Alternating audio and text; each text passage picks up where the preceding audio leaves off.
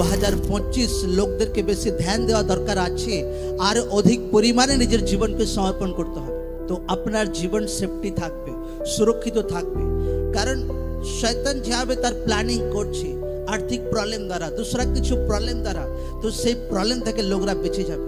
লোকরা যদি ঈশ্বরের ইচ্ছা অনুযায়ী চলে, পবিত্র আত্মাতে চলে, তো দুনিয়াতে যা কিছু হোক আপনার জীবনে কোনোদিন 1% ফারাক পড়বে না। প্রভু যিশু জীবিত নামে আমেন।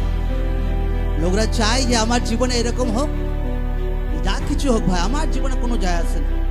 চাহে আর্থিক প্রবলেম আসুক, চাহে দুনিয়াতে কিছু ঘটনা ঘটুক, তো আপনাকে এমন লাইফ কাটাতে হবে এখন থেকে, বিশ্বস্ত লাইফ কাটাতে হবে ঈশ্বরের সঙ্গে। ধোকাদারি লাইফ কাটালে হবে না ঈশ্বরের সঙ্গে। বাক্যতে আপনাকে দাঁড়াতে হবে, প্রার্থনাতে বাড়তে হবে, ফাস্টিং এ আসতে হবে, আপনাকে সমর্পিত জীবন কাটাতে হবে, একদম রিয়েল খাঁটি লাইফ ঈশ্বর